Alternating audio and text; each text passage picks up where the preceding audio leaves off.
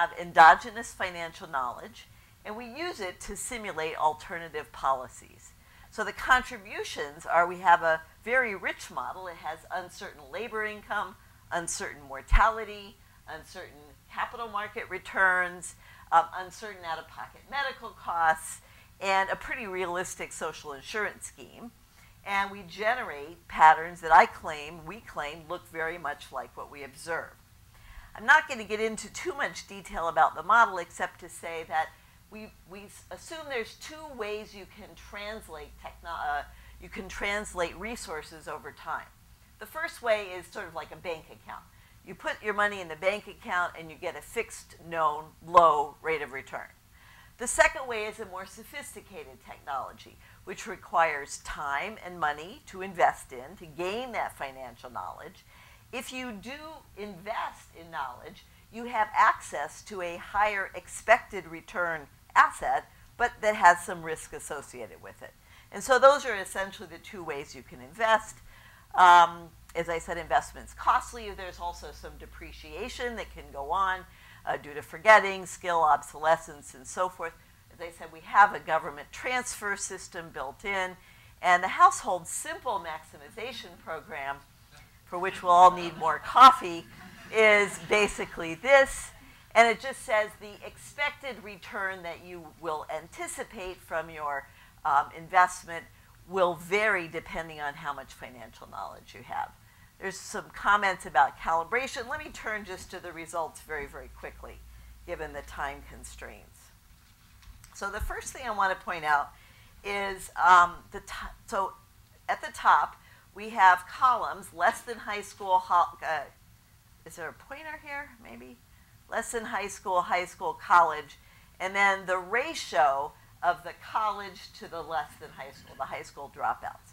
So the first thing that we see is the high school dropouts, which are in this first column with the red box, have much less accumulation in the way of assets than high school folks, and college-educated folks are even better off. So we're at least doing something sensible in terms of predicting differential wealth accumulation in this model.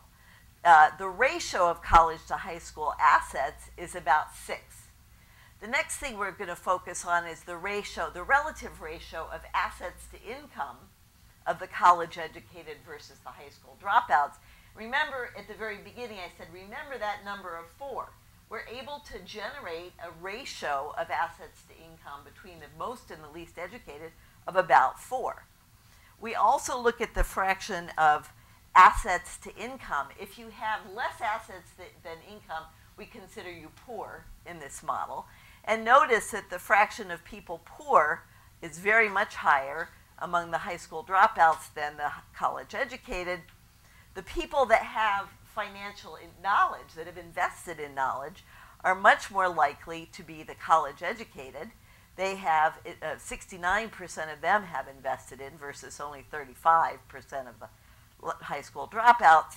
And the last point I'll mention is if you look at the sort of the rationally financially illiterate, the high school dropouts are the ones who had endogenously decided to invest least in financial literacy. And this accords relatively well with empirical evidence that we see.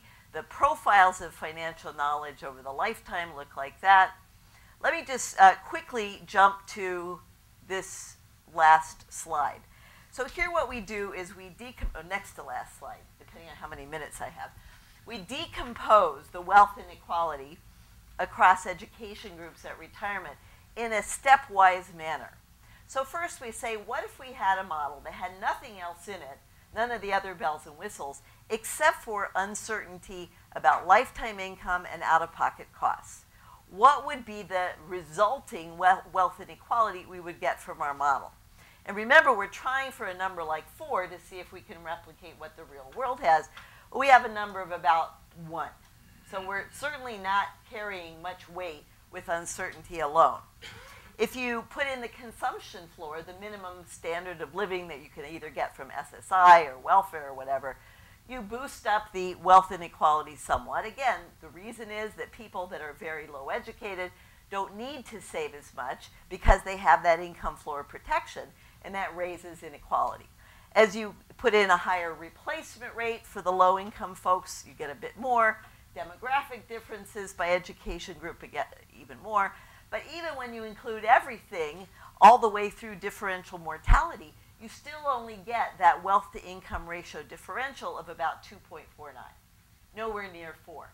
Once you include financial knowledge endogenously, you get what you see in the real world. So we're not saying this model is the only explanation for differences in financial literacy and wealth, but it certainly seems very fruitful in terms of looking at how to explain what the patterns in the real world. Very briefly, we talk about 3 different policy experiments. The first one said, what if retirement benefits, Social Security benefits, say, were cut by 2%? And then in that case, what we predict and what we see from our model is that both wealth and financial literacy would increase. We also do a scenario where we cut means-tested benefits. The most interesting one to my mind is the third scenario, where we take the following mental experiment. What if we gave every high school kid an endowment of financial literacy?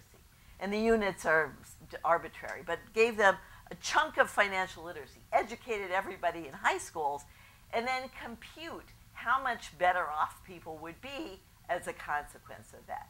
Now, if you give everybody an endowment of financial literacy, some people will never invest anymore. They'll just depreciate that. But they will still be better off than if they never had any at all. And other people will invest on top of that.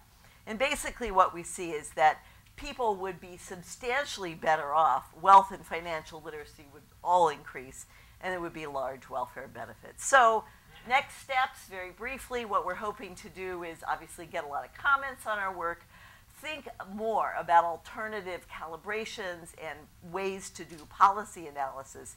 And of course, we always have to bang on the model quite a bit to make sure that it's robust to all sorts of alternative assumptions. So thank you very much.